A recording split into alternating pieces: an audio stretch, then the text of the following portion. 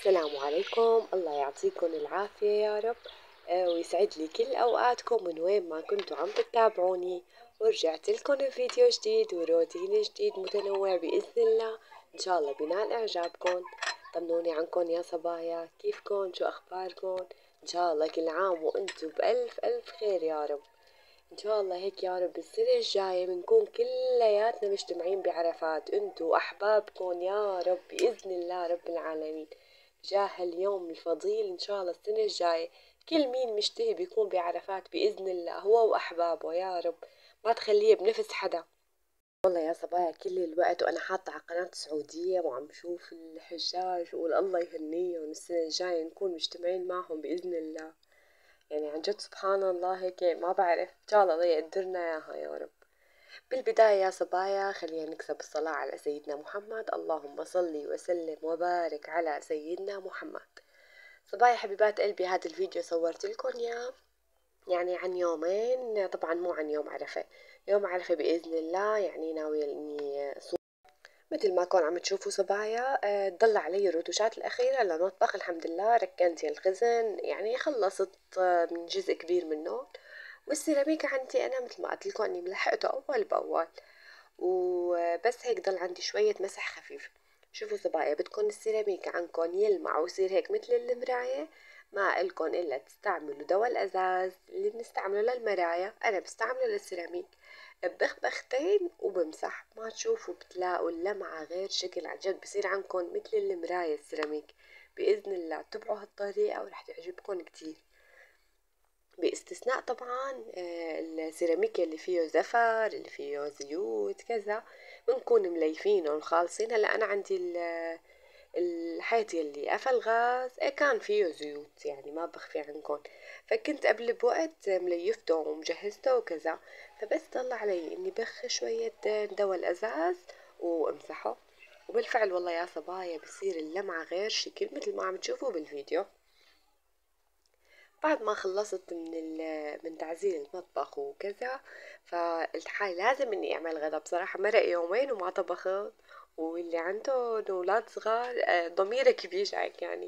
فقلت قومي يا بنت وبلشي بالغدا على السريع. فكان عندي فخاد دجاج مطلعتهم قبل بوقت وسالقتهم، يعني هي بنتي بتحبها هاي الأكلة على طلبها، يعني سالقتهم وحاطة بطاطا هيك مكعبات كمان قطعتها كمان سلقتها معاهم مع بهارات وهيك شغلات، يعني ماجي وبهارات طيبة كذا وفلفل قدامها رز. يعني قلت حالي هي أنسب أكلة هلا مع الشغل والعشاء، فوالله عملتها وكتير طلعت طيبة الحمد لله. وبنتي حبتها، مثل ما قلت لكم اللي عنده أولاد صغار ما بيقدر إنه يتجاهل الطبخ. يعني ماشي بنتجاهل أيام بنلتهى بالأسواق، بس يعني خلاص وبعدين مالنا مهرب مالنا مهرب يا صبايا من الطبخ، الله يديمها نعمة يا رب ولا يحرمنا منها. وبعدين يا صبايا اليوم بدي أعطيكم سر ريحة البراد المنعشة. يعني كل ما تفتحوا برادكم تدعولي تقول شو هاد يا أمي، لا عن جد تدعولي من قلبكم على هالنصيحة اللي بدي أعطيكم إياها. فكملوا معي الفيديو وشوفوا شو بدي أعمل بالبراد.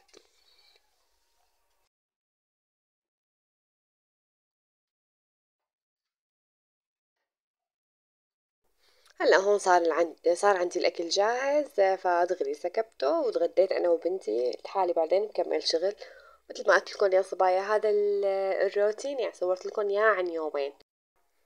وتغدينا والحمد لله وكانت أكلة طيبة وكل الأطفال بيحبوا لها هالأكلة، يعني اللي عنده أولاد صغار لازم يعمل له إياها. ويعني هيك شاملة كل شي، بتقدروا أصلا تحطوا لها قد ما بدكم خضار، الخضار اللي بتحبوها بتحطوا لها. بس أنا بنتي ما كانت بتفضل يعني الخضار، البطاطا وبالزور بتاكلها. فالحمد لله رب العالمين. بعد ما خلصت غدا والله يا صبايا متفضيت هالبراد كله، يعني كان في شوية فشكلة ما حبيت أورجيكم إياها من البداية ففضيته كله وبلشت. هلا أنا عندي إياهم من جوا أزاز، فكمان بخلهم من دوا الأزاز وبلش فيهم، باستثناء الرف اللي فيه زيوت أو زفر بمسكه وبليفه وبعدين برجعه.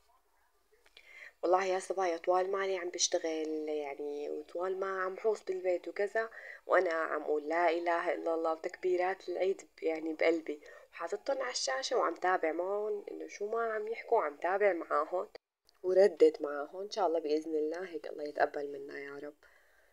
وبعدين يا صبايا هيك مثل ما كنتم عم بتشوفوا صرت امسح رف ورا التاني رف ورا التاني. بعدين هيك صار البراد الحمد لله عم يلمع وما احلى. هلا سبحان الله البراد بالذات يعني كمان هيك الواحد بيحب لما يفتحه يلاقي نظيف مرتب كذا. انا بس شوف بيتي نظيف، مطبخي نظيف، برادي نظيف كذا، يعني بترتاح نفسيتي بشكل مو طبيعي. الحمد لله رب العالمين كلياتنا، يعني كلياتنا احنا الامهات اللي عنا بيوت يعني بترتاح نفسيتنا ايمتى بس لنشوف بيوتنا نظيفة. فهيك والله يا صبايا الحمد لله رب العالمين. هلا انا بحب يعني كل ما بتيجي بغراض للبيت فبحب اني نظف البراد هيك حتى لو اذا كان نظيف، بس انه هيك شوية ضبضبة وبجيب الغراض على نظافة. فانا كنت بهالنهار بدي انزل على السوق وجيب غراض، فقلت خليني عزلة ونظفه بعدين بإذن الله بجيب غراض. هلا النية أول يوم العيد ناوية أطبخ يبرق مع كوسة. هيك النية، ما بعرف إذا بتغير رأيي ما جا بالي أطبخ، فالله بيعلم هن وحظهم. انتو شو ناويين تعملوا صبايا؟ بتحبوا تطبخوا بالعيد ولا ما بتحبوا؟ فهون يا صبايا بعد ما خلصت تنظيف البراد على الآخر عندي هدول الكفرات بحطهم للبراد، يعني بيعطوها رتابة كتير كتير كتير حلوة. هلا في عالم بيقولوا لي لا ما بيزبط بيمنع البرودات كذا، فأنا ما عانيت يعني من مشكلة الحمد لله رب العالمين وما بعاني بإذن الله. فلما بقيمن يعني ما بحس البراد مزلط ما عاد صار حلو أبدا، يعني علمت عيني عليهم. وشوفوا يا صبايا مثل ما انكم شايفين عم ورجيكم انه انا وقت الشغل حاطه على الشاشه وعم تابع معاهم، فانتوا كمان نفس الشي استغلوا الوقت وانتوا عم تشتغلوا كمان تابعوا معاهم وخلوهم هيك خلوا ذكر الله بقلبكم. وكمان بخصوص صبايا البرد دول على جنب، كمان انا بحط لهم محارم للمطبخ، يعني من بعد ما امسح الرفوف وكذا بتعرفوا محارم مطبخ سميكة، فبحطهم وبحط عليهم الاغراض يعني بتم محافظة عليه لنظافته. فشوفوا هلا لما عم بيم الاغراض بتطلع على المحرمة هيك بتكون شيء انه مغبرة تغبير بسيط، يعني بمسكها وبكبها وبمسح تحتها وبحط محارم جديدة. فهيك والله يا صبايا يعني بحاول قدر الامكان اني حافظ على نظافته. والسر هو يا صبايا أنا عندي زيت الفانيلا، هذا زيت قصنص هيك فانيلا فيه. فبجيب عندي هيك فوطة وبحط لها شوي من الزيت وببلش امسح أطراف البراد، بمسح كل أطراف البراد فيه. فكل ما بتفتحوا البراد رح تهف عليكم ريحة الفانيلا. انتوا الروائح اللي بتحبوها واللي بتفضلوها بتستعملوها، بس أنا كتير بحب يعني زيت الفانيلا. فوالله يا صبايا كل ما تفتحوا براتكم بتشموا هالريحة الحلوة، وشو ما كان بقلبه يعني بيطغي عليه، ريحة الفانيلا كتير قوية. فهي هي النصيحة، ان شاء الله يا رب هيك تنال اعجابكم ولازم تطبقوها وتقولوا لي رأيكم بالتعليقات. بعد ما خلصت يا صبايا ونظفت الرفوف كلها كمان هيك حطيت محال من المطبخ وبلشت طبق الاغراض. والله يا صبايا وكمان كان عندي شوية خضرة، فأنا بحب أحطها بالبراد، ما بحب أغسلها، بس أغسلها بتدبل فما بحب أغسلها يعني، وخاصة أنا عيلتي صغيرة فعندي الخضرة قد ما جبتها قليلة فبتدبل يعني، فبحاول إني ما أغسلها أبدا أبدا، وإذا غسلتها بغطيها يعني. بس لا هون ما غسلتها. هلا هون عندي كله هيك صفته بقلب الجاطات وغلفتهم صبايا، هدول الاكياس تبع التغليف انا كتير بحبهم ما بستغني عنهم. فكل شي غلفتهم وحطيتهم للبراد، يعني هيك بتم منظرهم احلى، ومثل ما قلت لكم اذا كنتوا مغسولين ما بيدبلوا بس تغلفوهم. وهي هي النتيجة الأخيرة من تنظيفات البراد. شو رأيكم؟ إن شاء الله هيك عجبكم. أعطوني تقييمكم يا صبايا. يعني والله إذا اتبعتوا هالطريقة يعني كل شهر مرة لحتى تعتازوا إنكم تنظفوه تنظيف عميق بإذن الله. بعدين يا صبايا كالعادة كان عندي هدول الورود كتير صبايا عم يعني ما عم نلحق غبار بصراحة، فأنا بحطهم بقلب شي واعة، بعدين بحط لهم معطر من اللي انتو بتحبوه، بعدين بضيف لهم مي وبخليهم 5 دقايق لحتى تنزل كل كمية الغبار اللي بقلبهم. وليفت المزهرية وعملكم مثل ما قلتلكم 5 دقايق بس عطيتهم هيك ولحتى راحت كل الغبرة منهم، بعدين صفيتهم ورجعتهم للمزهرية وكانت ريحتهم كتير حلوة. شفتوا هلا بنشغل مراوح كذا، فكل ما بيجي عليهم هوا بتهفلكن هالريحة الحلوة العطرة. وبعدين والله يا صبايا كان زوجي جايب لي قهوة العيد، فقلت لازم اني دشنها بما انه قهوة سخنة وطيبة. فبعدين ليفت الأطرميس. هلا هو أنا مليفته، فلا يعني بس يفضل لازم إنه نليفه. ليفته ومسحته وحطيت القهوة، وحبيت شارككم هدول اللحظات الحلوين تبع القهوة هي وهيك عم تغلي، وخاصة إذا كانت الغلاية بيركس فبتشوفوها بحذافيرها. وهذا كل شي لليوم. الحمد لله رب العالمين، الحمد لله على روتيننا، الحمد لله على حياتنا يا رب. هيك يا الله يهدي بال الجميع بجاه الأيام الفضيلة يا صبايا.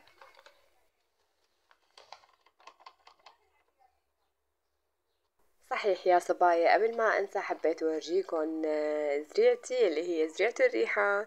شوفوا شو حلوة، وعن جد يعني وين ما حطيته بأي قرنة هيك النبات الأخضر بيعطي طاقة إيجابية بشكل مو طبيعي. وأنا كتير بحب النبات الأخضر، يعني بحب الزرايا، بحب الاهتمام فيهم. فادعولي إنه تعيش عندي. شوفوا ما أحلاها الصلاة على النبي، ما شاء الله كتير حلوة وريحتها حلوة. يعني المسا بس تسقوها بتهف عليكم ريحتها، ريحة الريحان بتجنن.